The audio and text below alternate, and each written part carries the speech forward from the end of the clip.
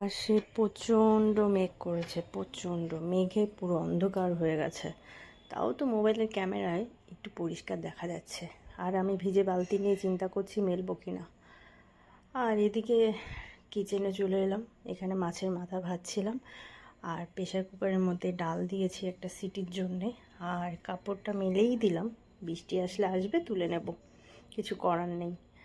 আর এদিকে হচ্ছে আমি মশলাটা রেডি করে নিচ্ছিলাম। এখানে আছে ধনে গুঁড়ো, হলুদ গুঁড়ো, লঙ্কা গুঁড়ো, আদা রসুন পেস্ট, সাথে একটু শুকনো লঙ্কা আর হচ্ছে নুন। একসাথে জল দিয়ে আমি মশলাটা রেডি করে নিই এইভাবে। আর এভাবে রেডি করে নিলে ভালো হয়। আর এদিকে এই যে মাছের মাথা এগুলো ভেজে রেখেছি, মুগ ডাল দিয়ে করব। মুগ ডালটা আমি ভেজে প্রেসারে একটা সিটি দিয়েছি, তাহলে খুব সহজ হয় রান্না করতে, নয়তো এমনিতেই সিদ্ধ করতে হয় কড়াইতে। আমি প্রেসারে সিদ্ধ করে নিয়েছি। আর জিরে ফোড়ন দিয়েছি, তেজপাতা দিয়েছি, পেঁয়াজ ভেজে আর যে মশলাটা আমি রেডি করে রেখেছিলাম সেটা এর মধ্যে দেব।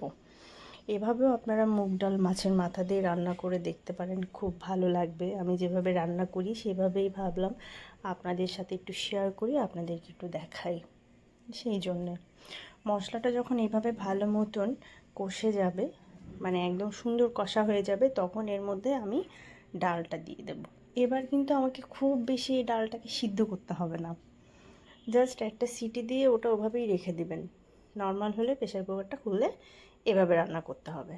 এর মধ্যে এবার আমি আর একটু জল দিয়ে মাছের মাথাগুলো দিয়ে বাস ঢাকা দিয়ে দেব। আর সবাই কেমন আছেন? আমরা খুব ভালো আছি।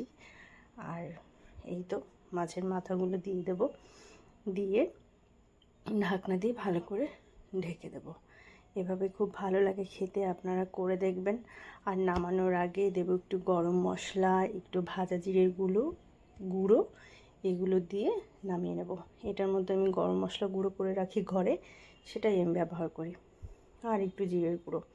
তো সবাই ভালো থাকবেন, সুন্দর থাকবেন, সুস্থ থাকবেন। আমার ভিডিওটা ভালো লাগলে একটু লাইক, কমেন্ট, শেয়ার করবেন। আর যারা দেখেন তাদের সবাইকে থ্যাংক ইউ। তো কেমন লাগছে এখন? তো এই ছিল আজকের খাবার দাবার। আর উস্তে ভাজা ছিল, আগের দিনে উস্তে ভাজা করেছিলাম সেটা। তো এই ছিল আজকের খাওয়া দাওয়া। তো খেয়ে নেব। আর কেমন হয়েছে খেতে এটা তো বলার কিছু নেই। আলু দিয়ে উস্তে ভাজা, সাথে কালো জিরে ফোড়ন। আর ভাবলাম একটু ডালটাও একটু খেয়ে আপনাদেরকে বলি কেমন হয়েছে। দুর্দান্ত দুর্দান্ত হয়েছে খেতে, কোনো কথা হবে না। এভাবে আপনারা করবেন, করে খেয়ে আমাকে কমেন্টে প্লিজ জানাবেন যে কেমন হয়েছে। তো থ্যাংক ইউ, টাটা।